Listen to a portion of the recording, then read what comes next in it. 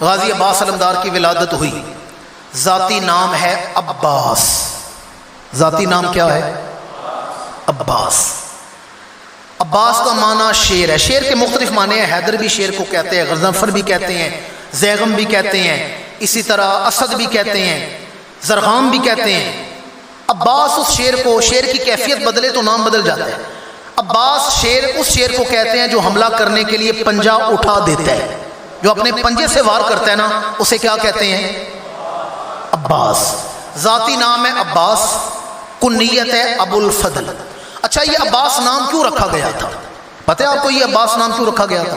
مولا علی کے چچا ہیں، رسول اللہ کے چچا ہیں سیدنا عباس بن عبد المطلب۔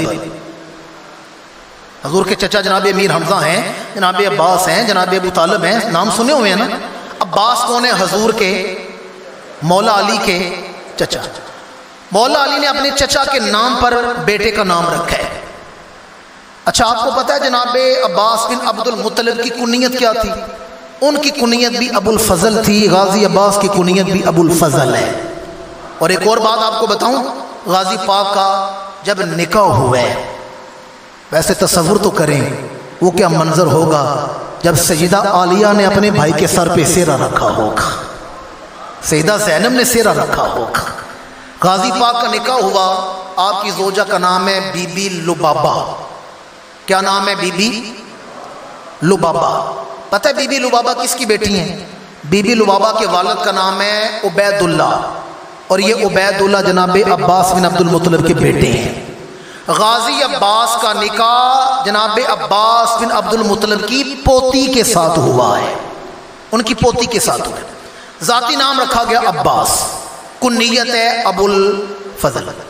ولادت با سعادت ہوئی تو سنیں غازی پاک کا مقام، میں ایک طالب علم کیا بیان کروں، اپنے اپنے وقت کے 3 امام جس کے جھولے کی ڈھوریاں ہلاتے رہے ہوں انہیں غازی عباس علمدار کہا جاتا ہے۔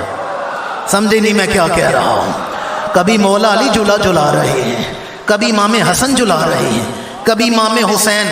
اور یقین جانیے میں جذبات کی طرف بات کو لے کے نہیں جانا چاہتا، میرا کلیجہ پھٹتا ہے یہ سوچ کر۔ آپ کو پتہ ہے غازی عباس علمدار کو ہاتھ پکڑ کے چلانا کس نے سکھایا تھا؟ مائیں سکھاتی ہیں نا چلانا۔ بچہ 1.5 سال کا ہوتا ہے، سال کا ہوتا ہے، 12-13 مہینے کا قدم اٹھاتا ہے، تو اس دور میں تو واکر نہیں تھے نا جو آج کل واکر ہے، مائیں سکھاتی تھی۔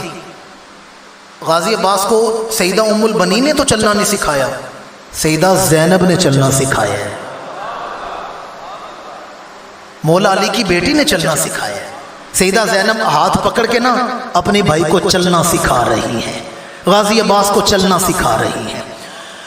اور جب آپ پر جوانی آئی ہے تو آپ حیران ہو جائیں گے۔ روایات تاریخ بتاتی ہے آپ کا قد مبارک دراز تھا، چوڑی پیشانی تھی، کشادہ سینہ تھا۔ غازی پاک کا حسن میں ساری زندگی کا نچوڑنا آپ کو بتا دوں، آپ کو سمجھ آ جائے۔ آپ اس بات سے اندازہ لگا لیں، اسی گھر میں امام حسن حسین کے ہوتے ہوئے جنہیں قمر بنی ہاشم کہا جاتا ہے وہ حسن کا کیسا تاجدار ہوگا۔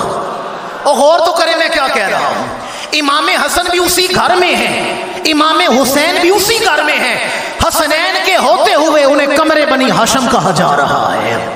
حسنین کے ہوتے ہوئے جنہیں قمر بنی ہاشم کہا جا رہا ہے وہ حسن کا کتنا بڑا تاجدار ہوگا۔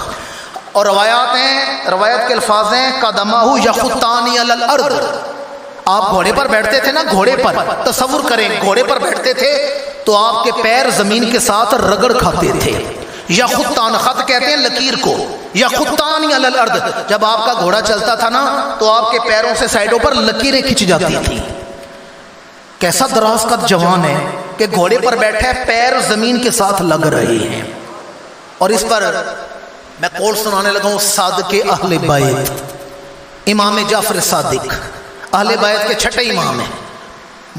ائمہ اہل بیت میں پہلے امام مولا علی، دوسرے امام حسن، تیسرے امام حسین، چوتھے امام زین العابدین، پانچویں امام باقر، اور چھٹے کون ہے؟ امام جعفر۔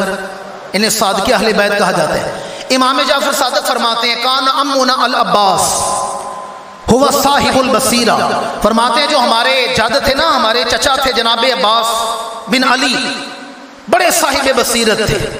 वसुल्मुल ईमान, और ईमान उनकी हड्डियों में सरायत कर चुका था। वजाहदा माई अबी अब्दिल्लाह, और मेरे दादा हुसैन के साथ मिलकर जहाद करते रहे। वह मज़ा शहीदा, और अल्लाह ने उन्हें मर्तबा शहादत अता फरमा दिया। ये जनाब इमाम जाफर सादिक का कौल है।